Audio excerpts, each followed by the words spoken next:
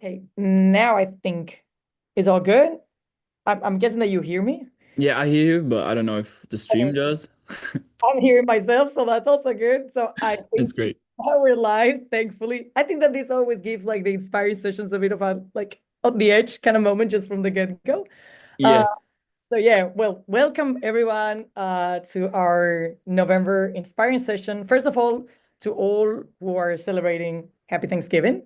Right now we are here back from the energy that we had at UpscaleConf. That was just like a couple of weeks ago, but we're still surfing through that.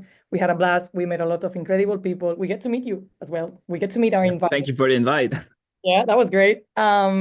We had our last session, our last inspiring session back in October with Paige Piskin about fall fashion and how can AI push like impossible outfits and crazy things, crazy projects that happen. Like super, it was amazing. You gotta go check it out as well. Right now, we're keeping the momentum, and we have someone that I'm super excited to have here today with us, which is Keanu, the mind behind Keanu Visuals. I think you will have the link on the chat so you can, go get a taste of it. Keanu specializes in creating super high quality social first content that feels super cinematic. I think we're Thank you. good at that and very authentic. It's the kind of work that I would say perform super well and across all platforms because it's built like with intention and with a story. As a director, you're developing concepts that align with the brands that you work, you shape the edit, and you even take the steps in front of the camera, as we can see with your super nice Yes. setup to elevate the story. So thanks to also your network of top tier film creatives, you can scale projects from something that is like a quick and fast and agile social hit to like a global campaign. And today I think you're going to share and show us something very special, which is to break down how to create epic AI transitions using your phone and some of the tools that we're going to see. So I think you're going to be showing us how to just starting from like different photos, like first and end frame. When we're working with AI, you can unlock like dynamic, super fluid transitions that help, when you have also like a great visual storytelling behind. And you're going to be walking us through the process behind the recap edit that you did with Spaces, which is our like brand new tool. We love it. It's amazing. And how to use AI to build these smooth, striking, and super engaging transitions. And I think that all of you, like a million other people have seen that reel because it was amazing. So I think this is the perfect moment to learn directly from the creator behind it. So yeah, no, Yeah, the floor is great. yours. Thank you so much. So, yeah, thank you first of all for the invite, for the invite for the November session. It's actually my birthday month, so this is a cool coincidence. That's a great choice of the month, and I would say let's watch the video, which I'm going to break down, which I think I posted, I think it's a week ago.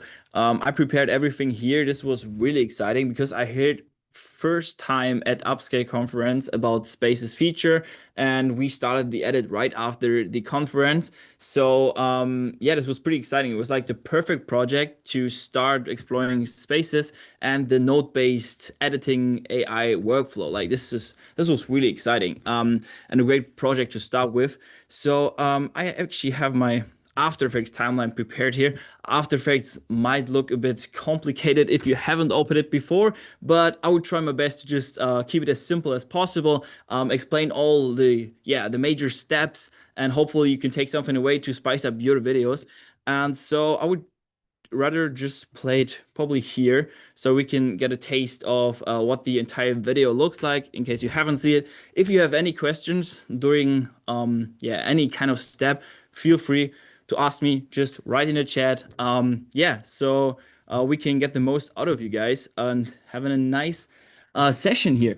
So the idea was that I love hyperlapses and yeah, time lapses. So hyperlapses, let's start with time lapse. Time lapse is like when you take photos and over a long period of time, you take a lot of photos with an interval between them, so that way you can see the time is running through pretty fast. And a hyperlapse is the same thing but with motion. So when I started creating videos already 7 years ago, it's crazy. I had to get my camera and make a photo, do a step forward, make another photo, and like do this for, I don't know, like 500 times to get 500 frames, then stitch them together and then create a hyperlapse around the subject. You do it a lot in cities, and I also love that kind of effect for events. So I was like, okay, let's spice this up. Let's try to create this for the Freepik event.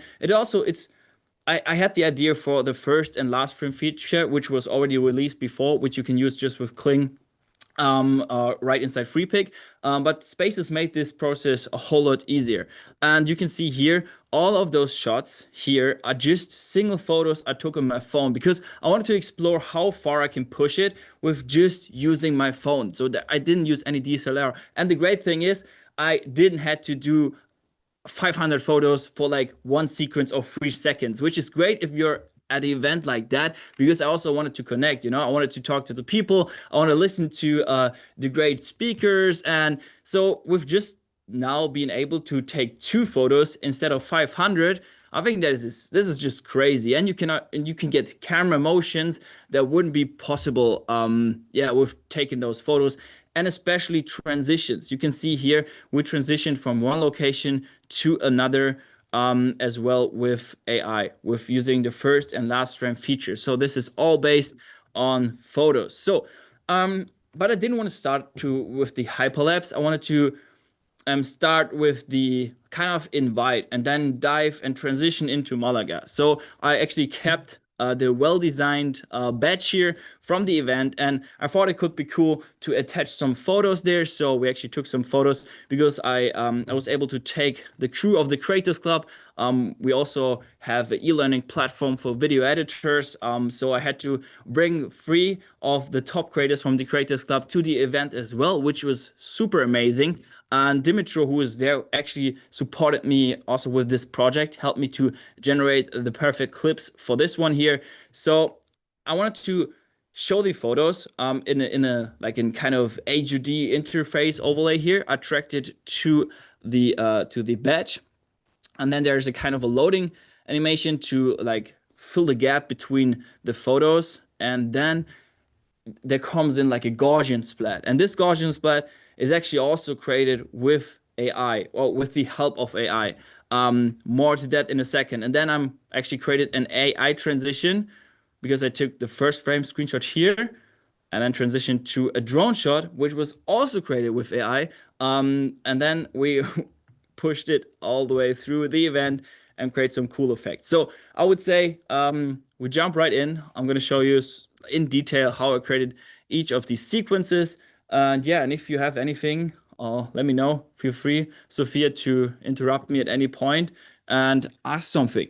So this is After Effects. I've split it here into different comps, or I'm creating pre-compositions. This way you keep everything clean and you can create pretty cool effects. So this first comp here is the hook. And here I wanted to start it really catchy. And I love POVs and UI, user interfaces tracked in 3D space and also tracked to objects. So here, this is what I call the content carousel. I actually tracked the motion here of the badge. Which you can see here.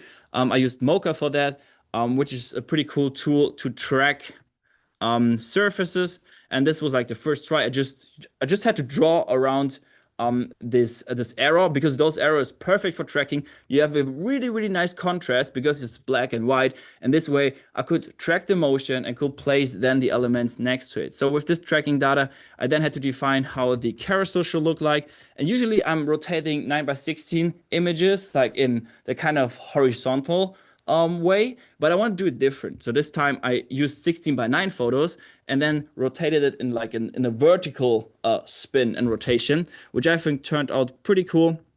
So these are the single overlays here, and as you can see, they just like spin through. They're all connected to a solid here, which I call the rotation solid, and this rotation solid just spins through with it the whole time, and they all link to it. But I don't want to get like too much into the tracking process here, but yeah, they're all connected to that. And then I made them just zoom, fly away, and that way I could like introduce it in one completely different I could start in a completely different environment. So that transition into the actual event is like a kind of a surprise. It comes like unexpected. And then I had to thought about like how to get into the event, because actually this was actually the second option for the hook, because we actually shot the hook at the event, but this one turned out not too great. So I had to get creative, and I think that is a great example, because now the hook is 100 times better than it was that I initially planned. So I think that's also a great takeaway, to not be down if something doesn't work from your pre-production, but just keep thinking about it, because there's also the potential to create something even better because you just put in more thought. So then I had to plan the choreography to go seamlessly to the location. And I love Gaussian splatting. You can see here, this is a Gaussian splat. It's you feed in a video into, I use Polycam, a 360 video, and then it turns this video into a 3D object, which is great. Oh, not a 3D object, like technically it's like a poly Gaussian splat. And this, I didn't have a drone with me, so I actually used AI, or used Spaces with the Nano Banana model, and actually I fed in a image that I took of the cathedral, which is, let me show you, which is here. Well, you can see we generated a lot.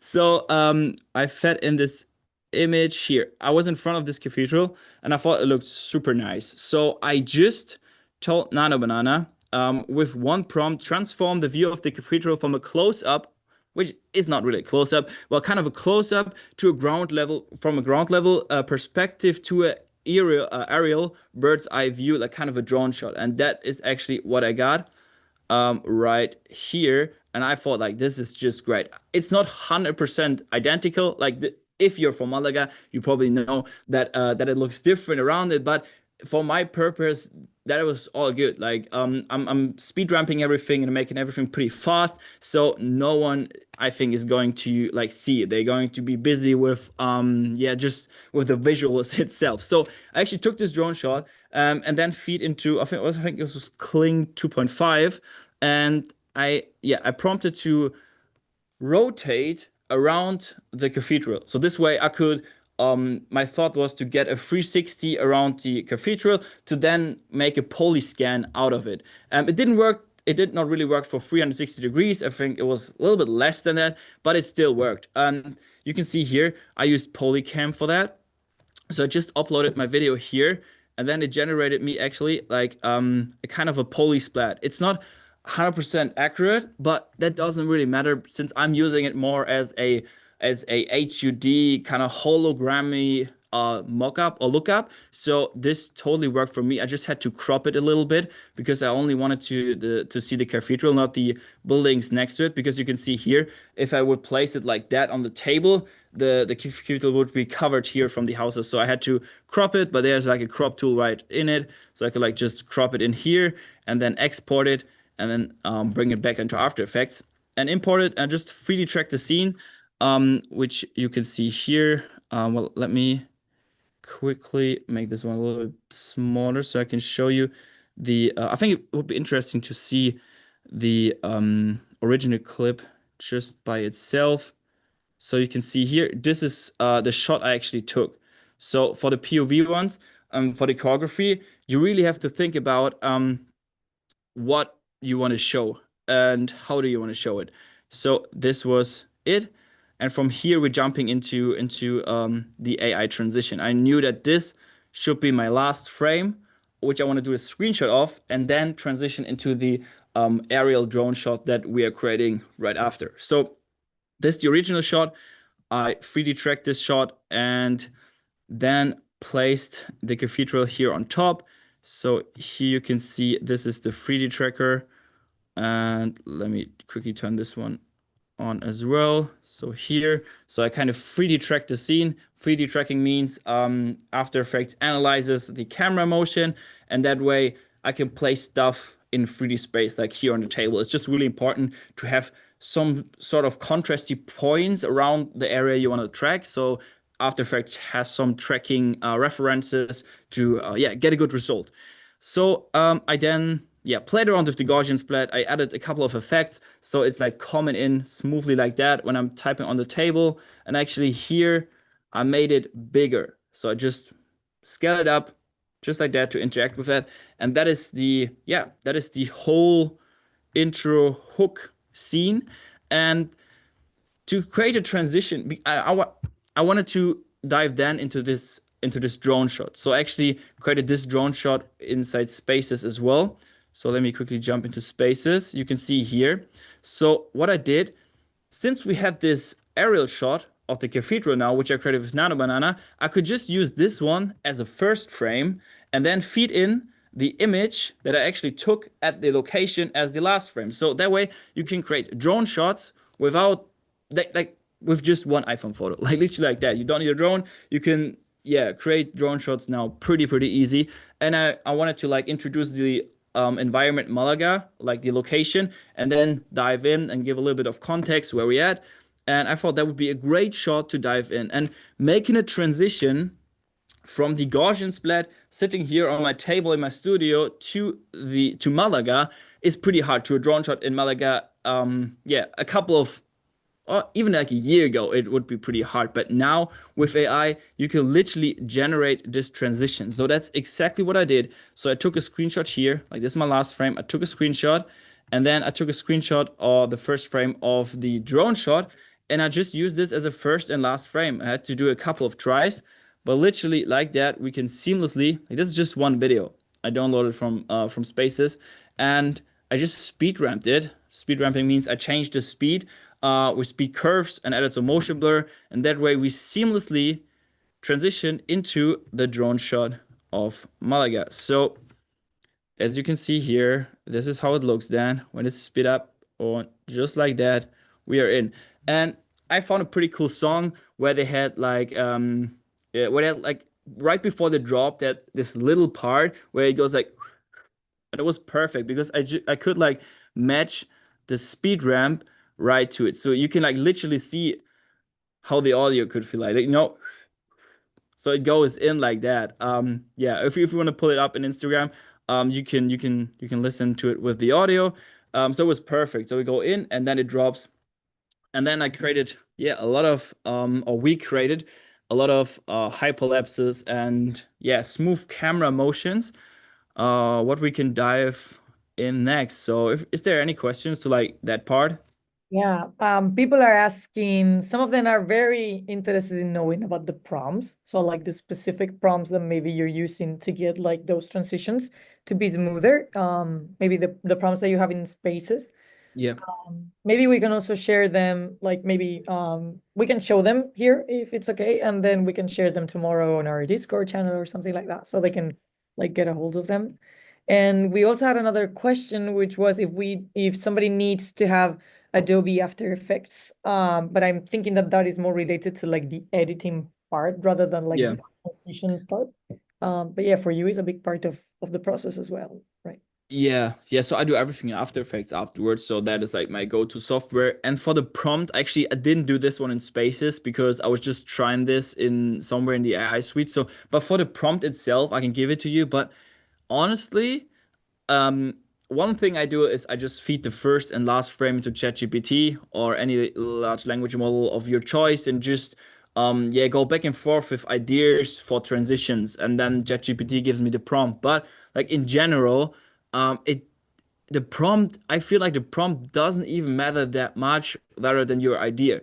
You can like literally just type in your idea. You can even spell words wrong and it will still understand what you mean. Like this is crazy. It doesn't, I feel like the idea of explaining the idea matters more than how you write it into the prompt, because the AI got so good at understanding the visuals and morphing to the next one. So I think like this is pretty easy. But I can share of course the prompt with you. I think I've tried a couple of different things. But even if you like describe, I feel like sometimes if you describe it too much, it gets weirder. I feel like if you leave a little bit of creative freedom, I don't know if that's a thing, but if you leave a little bit of space and describe roughly your idea, you have to give it a couple of tries because it won't be the first. Sometimes it's the first one is the best one, but most of the times I just give it a couple of tries and play around with different ideas. And this way I'm really fast. I'm like starting a generation, then I type in another idea. I think here I just typed in smooth push in. Like that's literally it. Like probably 3 to 4, max 5 words. Smooth push in and forward motion or something like that. Or smooth. I always use smooth. I don't know if that makes a difference or not, but I like to use it. So yeah, that is literally what I do. So yeah, I hope that answers your question. Like, don't worry more about. I think you should more worry about like the first frame and the last frame to see if that makes sense, or if it feels wrong. Like if you have a good first frame which works with a good last frame, your transition is going to be good. Like no matter what prompt you're going to put in, because some frames work better together and other doesn't. And like playing around with that is I think super important, like for good results. That actually is a good transition to all of the clips here, because what we did here is a great example for a good match of 2 frames, because we have here the front shot of the cathedral, and I also, like this was real, I took a photo from this side. So, and the AI understands that this is like the same building because we have the same structure here. It can easily make that move here to the left. So all you probably need to prompt is just a hyperlapse, like just 1 word or just smooth camera, and you're going to get this kind of result. And the clip is then looking like that. So you want like, this is just linear movement. It's just smoothly going to the left, but then you can make it with speed ramping to like a hyperlapse. So speed ramping is when you here in After Effects, you go to time, enable time remapping. You just bring those two closest together. This way you're changing the speed. I also like to edit here in the speed graph, and here I'm changing the graph to something like that, and it just speeds it up like that. Like that's literally it. And this way you can control the speed and create this kind of hyperlapse thing. And all you then need to do is literally apply force motion blur, because if something happens fast, you want to see motion blur. And like that, it's super smooth. So you can just take a photo of a church, of your house, whatever, and go a little bit to an angle. Use this one as a first and last frame and change the speed. I want to like, as you can see here, the speed graph, it starts slow, zoop, goes up really fast, and then comes smooth back in. So that way you can like create speed ramps. Like that's the whole secret that we used for all of the shots. But we can jump into prompting quickly. So I prepared those. So let me show you. Hopefully it works now, because I'm like, if The not, key. Yeah, yeah. yes. So spaces, you're probably familiar with spaces. So I'm just dragging this one here as a first frame, the other one as a second frame. Like you can actually just do it whatever way around, because you can also reverse the speed, which is pretty cool. And I would just, I love Kling 2.1. It's just my favorite. And I'm also going for 1080p, yes. And let's just try hyperlapse, just like that. Let me quickly duplicate this one. So we run it. This one is like hyperlapse, and here we're gonna type in smooth motion or smooth camera motion. So let's start both and see how it goes. But yeah, that way you can literally create super fast this kind of shots. And the same thing is here. This is not hyperlapse, but it's there's not the same amount of distance we're going, because here we're going like, I don't know, what is that, 200 meters, 300 meters in distance. Here we're just going like 3 meters, probably something around that, left to right. So I'm here with the legend Chris in front of the entrance for the upscale conference, and we just took a photo. We both standing, we're not moving at all, and we took one of my friends, Dimitro, took one photo from the left, and I think Dave or Leander was taking the other photo from the right, and we just took them at the same time. So this way we can then create a camera motion which is super smooth from one frame to the another frame. Yeah, same principle, but less distance in between. So let's use this one as the first frame, here as the second, the last frame. And let's say smooth camera motion. Yes, let's send this one as well. So these are two examples, like one with a pretty long distance, and this one is like a pretty short distance. It's just for me, it was just important that no one is moving. Here we could just do it with we've just taken literally two photos. But sometimes, if you want to create something like the bullet time effect, when something is freeze mid-air, which is a super cool effect, you can actually take a video. That's what we did here. We actually, the three of us, we jumped up in the air. And this is pretty hard to catch on two phones the exact same moment, right? So all we did, we were just recording a video on two phones, one on the left side, one on the right side, and we're recording them. And then in post-production, or like just in your editing software, you can find the right time where it looks the best for you. It doesn't even have to be like the exact same moment, but here we chose the exact same moment to like make that kind of bullet time effect. So, and here let's prompt this one as well. Let's go for an bullet time effect, smooth camera motion. Yeah, let's try if that just that simple prompt does the job. And let's fire this one up as well. Perfect. And we have our first results here. And one is hyperlapse, one is smooth camera motion, so you can tell which one you like better. I think they both work great. So with just hyperlapse here, you can save some energy with just writing down one word. But I think hyperlapse wouldn't work in this scenario here. But yeah, this one works as well. I might want to prompt that no one is moving in the back. Maybe orbit freeze motion. Let's try if that works.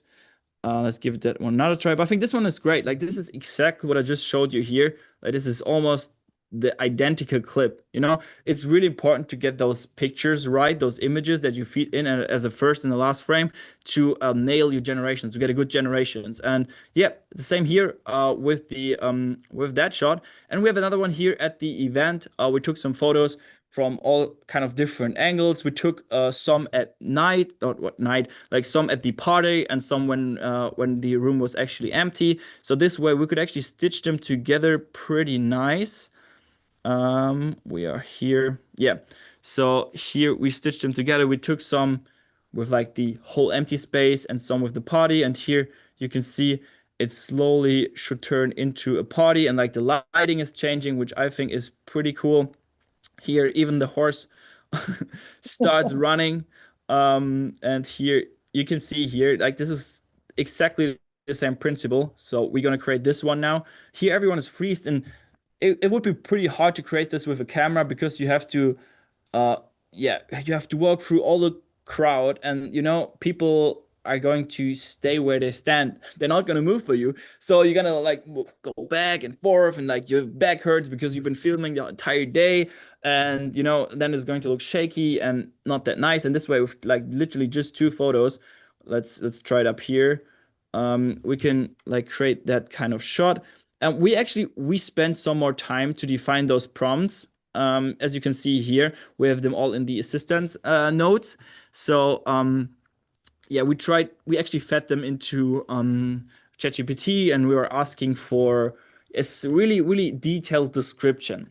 But as you see, you don't have to. But we wanted to spend the time, and because we had the time for the production, and we really want to make this shot as clean as possible. Now, for the purpose of this showcase, we don't need to like do it. But of course, as I said, you can feed that in both frames. Then yeah, figure it out, go back and forth with ChatGPT on how you could actually phrase that, how the prompt should be written, and you can also feed in the model that you're using, the image reference. It's probably the most important ones, and you probably don't even have to say something, and it's going to spit you out a prompt that is really detailed, and then you can see if it works for you. Like there are different kind of scenarios, like the one with the church up here that we just did is pretty straightforward. There's like nothing can go wrong here. Here with that one, this one might be a little bit more complex. Now that I like the camera motion better. Like I want this to be really smooth. So here I might need a couple of tries. I might need to go to ChatGPT and yeah, write me a whole block of description of what I want in the image. But like I think that one is also great. We can just use it and speed ramp it the same way as we did. Let's try this one here and actually create a video generator node, link those two, and let's just try hyperlapse. Like this is probably just going to work. Just jump in hyperlapse. That's it. Enter it. All good. And you can see here, that is perfect. No, that doesn't work. Like we need sometimes it gets a little bit weird. Like sometimes weird things happen in AI videos. I think you should do like a compilation of like the weirdest videos ever generated. I think that could be a pretty funny thing. I don't know why we're like dancing like that, but I'm going to show you like the prompt that actually worked for us. Let's go here to the bottom. Here, this was the result, which is different, definitely. So we were explaining it here more in detail. So it was a bullet time orbiting shot, means like an orbit, like going around something by keeping it in focus. Shot of free man midair. In an industrial indoor space with high ceilings, so it actually describing the environment that we are in, fully frozen with super smooth camera motion orbiting around them. The badges in front of the man's hands remain perfectly still and sharply in focus. No motion blur. So this way you can really go into the details. And as you can see, there are different kind of shots. For some of them, you might want to explain a little bit more, go a little bit more in detail with the prompt. For some of them, it's just hyperlapse. So I think that is also a good takeaway. So as you can see, this is the prompt which worked then for this generation. And Keanu, for example, Yes. when you work with one of those assistant text nodes, normally you can also use like the prompt version of it. So they have like the side version. If you zoom in, you see like the sparkles on the node on the text one, and then you have there exactly. So it's like, do you use that feature a lot? Like maybe you draft something there and then you Yeah. get like the complete like an additional extra long prompt like that. Yeah, exactly. Yeah. You don't have to go. Yeah, you actually don't have to go to ChatGPT. You can like just write it in here and enhance it, right? That's what the feature is for. But sometimes I also like to have the talk or like the back and forth with someone with GPT to like share ideas, you know. But I also toggle on enhance prompt because I think that you put this feature on for a purpose, and it might understand the model we're working with better than I do or than ChatGPT does. So I think it makes always sense to turn on the enhanced feature for sure. Yeah, great point.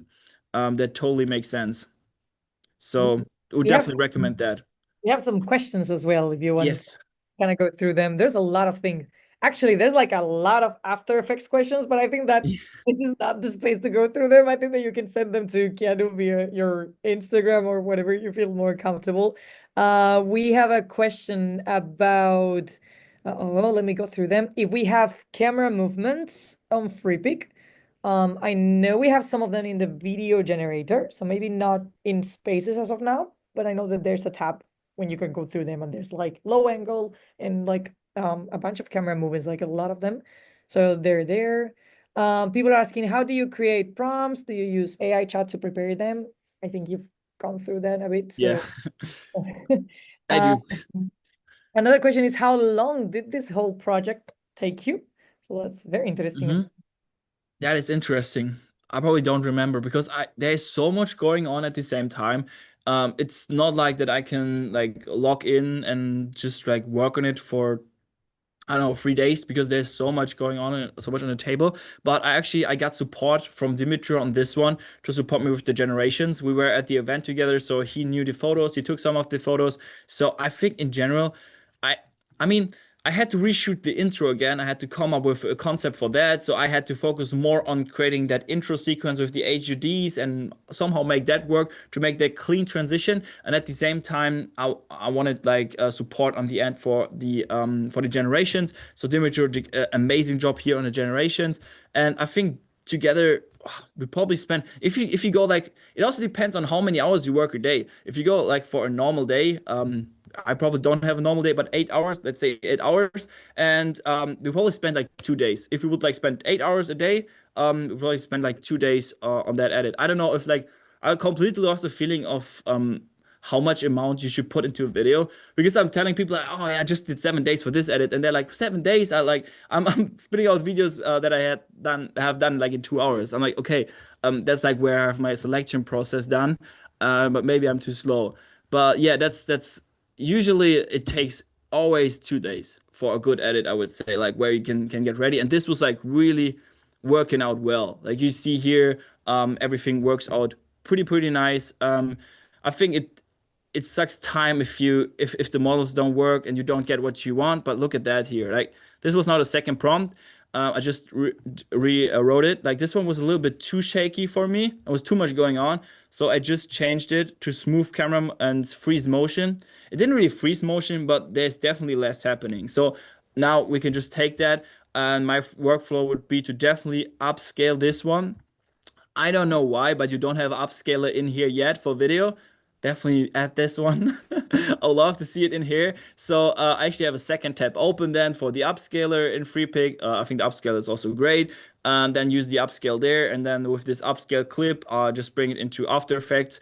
And what took time here is to like bring together the story. So which clip should be after which one. So this was the hardest part. And then of course, doing the coming up with the ideas to transition between them. And this is also pretty interesting because we are going from this one here with a whip. Let me turn on motion blur, but you see motion blur is really important. So here, motion blur, no motion blur. If you do fast motion, always have motion blur. That is really important. And you can see here, we have that frame, and this is just a whip. Like this is first frame, last frame, because this was the same location. You see here, like this is pretty straightforward for the model to go from left to right. And yeah, that was literally the clip. That is the real time playback.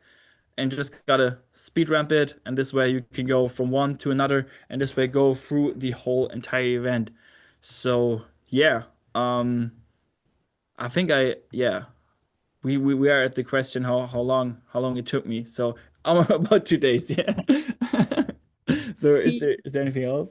Yeah, we have if you have tried the camera angle feature on Spaces, which I think is, this feature where you can rotate. Like I generate an image and then I have a node which is like getting the top view or the Mm-hmm. if that has been useful to you or if you used it. I haven't used it on this one, so because I wanted to plan to have both shots on, I wanted to like direct the shots for the last and the first frame. But if I need additional angles, like I did with the drone shot, that's super helpful to have those tools to get additional angles. I just think like with Nano Banana 2, it's sometimes, especially with faces, and we had a lot of faces in here, it yeah, it sucks a little bit on faces, Nano Banana 1, but like the pro version now, which wasn't available at that time, is pretty solid. So yeah, that's definitely an option to like get kind of different kind of angles. I love speed ramping as you know by now. So having different kind of angles is really cool because you can just start with like one image and then create those different kind of angles and go really fast between them. But I really wanted to focus here on iPhone image to iPhone image to iPhone image. And oh, well, the drone shot wasn't possible on the iPhone, but yeah, we found our way through. But yeah, it's definitely super helpful. Another very interesting question is, do you storyboard first? How do you plan out a video? Are you like improvising, going through it? Do you have it very clear? Yeah, so it's always different. It's because they're all sort of different videos.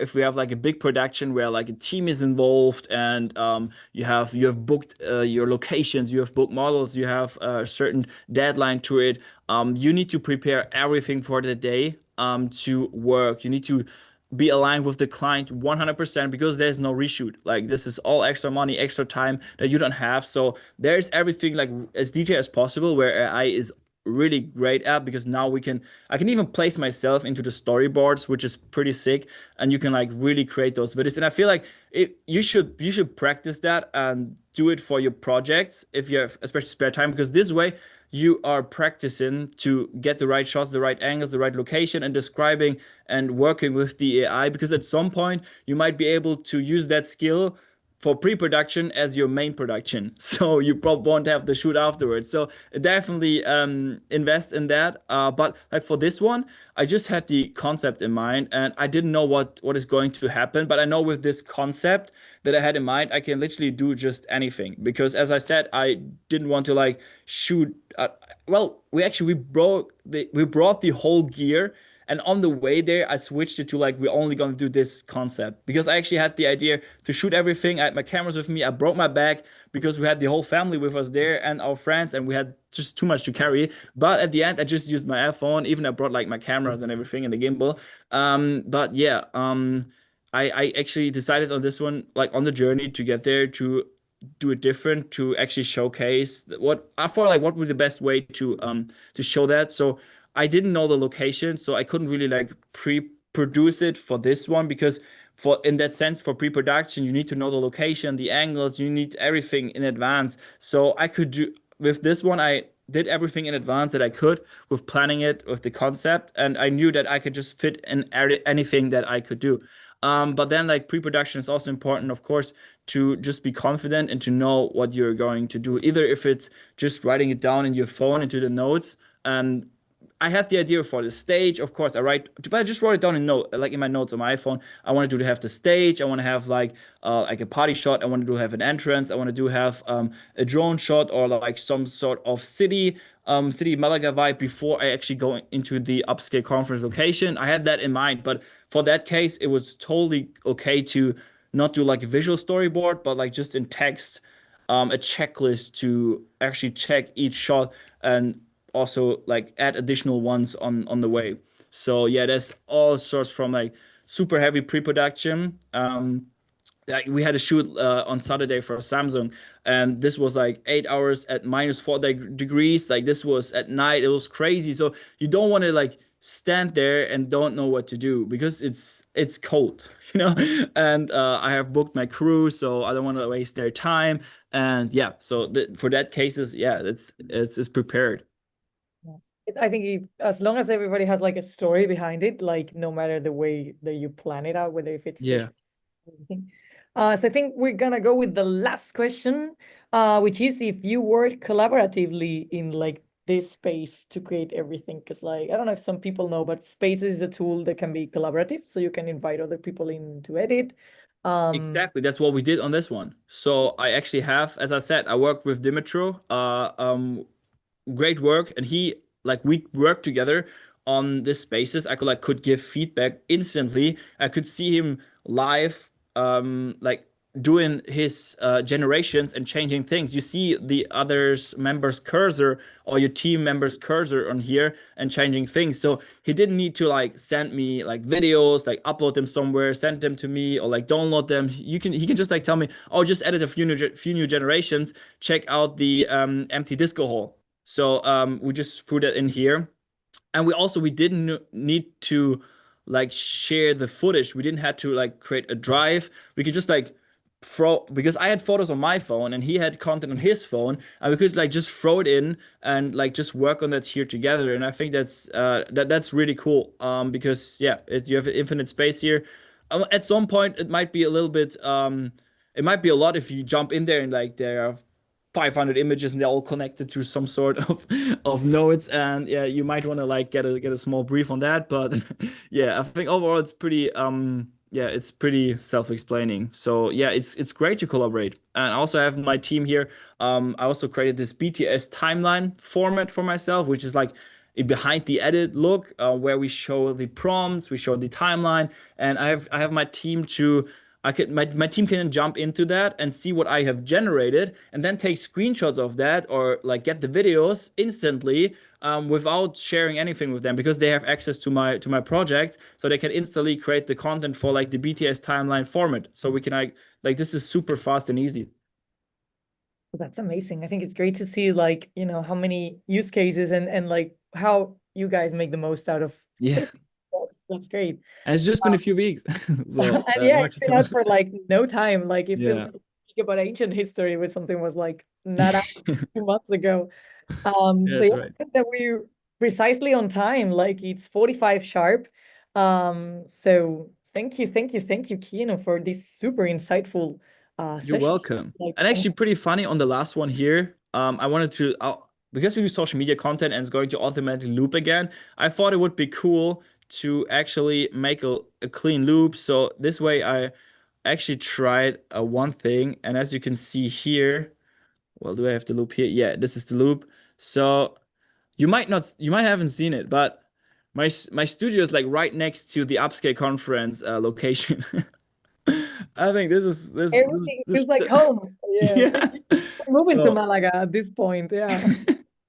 so I thought that is great. Like it's super sped up, so you might not be able to tell, but like this, I think it was so funny. It looked like my room was like right next at the event location. Yeah, and sped up, it looks something like that here. I And feel you're like you're in. getting noise from the neighbors. Now, if you have like Yeah. the internet Well, I have device. the noise canceling headphones, you know. Well, then again, thank you for this session, Kino. I think that we learned a Welcome. lot. I think it was amazing going through such an in-depth, like review of this process. I think that people got a lot of out of it. I think that people are gonna go crazy stalking your profile, see like the after and the before, like the original content on the how to. Uh, Yes. but then again, thank you for being with us today and sharing all these super insightful tips and your processes. We've been super happy to Welcome. see you. Yeah, thank you. And if you're interested into editing, definitely check out my page. I have so much short form content tutorials on there. Reach out on Instagram. And we have the Creators Club, which is our e-learning platform. It's not just a community, but like we actually built a platform which we launched last Friday. So we already been online for a year, but we launched it last Friday. Now everything on code. Like this is all yeah, made for creators. So if you want to check it out, I also posted here the live stream today. I'm sharing insights there. So I just did like a car video, which is on like Nano Banana Pro, which is insane. I think the quality, as you can see here, we have all everything built in here for courses. We have AI tutorials, but all of the different techniques to make your AI content really sick. So of course you can then generate videos, but like bringing them to life is like a whole nother thing. Yeah. So if you're interested, we have a whole speed ramping masterclass here. That this is all built for creators. You can jump right back in. You can even set timestamps on some of your videos. Everything is planned here. We even have a search function. So if you search for something, you can browse through the feed. You can browse through members. You can browse through tutorials. We have live calls. So in these live calls, we also discuss everything. And you have a creator map. So this is also pretty sick to connect with creators nearby.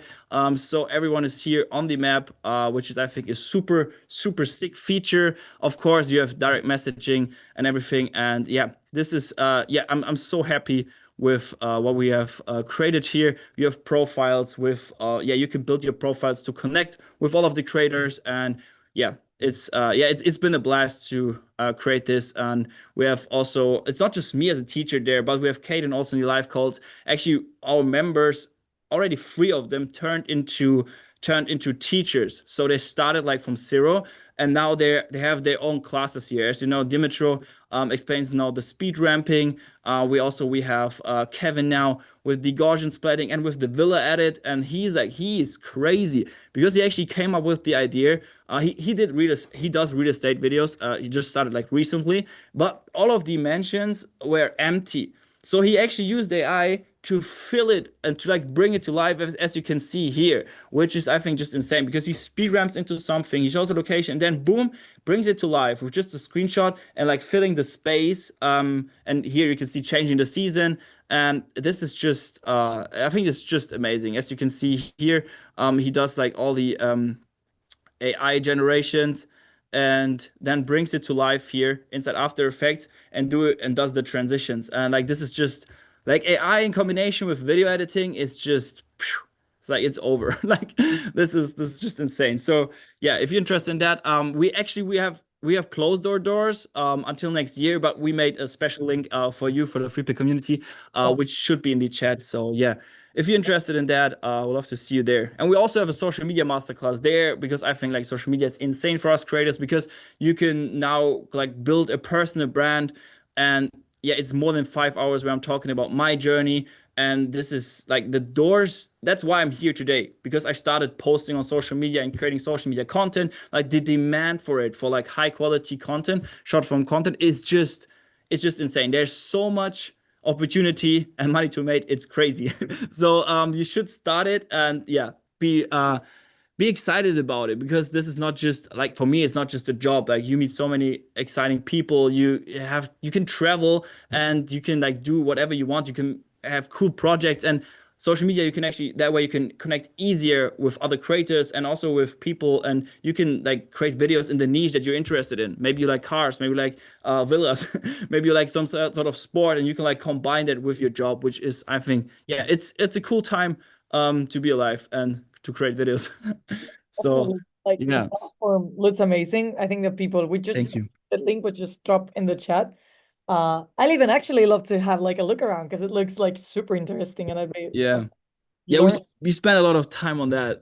So the team So does an amazing job. Like we are not a big team. We like, for example, just one coder, and he is just amazing. Like, he pulled this off in not even a year, and it's working so fast. Like, it's super fast. my God, yeah. Wow. Yeah. Congrats on the launch. I will be, keeping an eye out for it because it's Thank definitely you.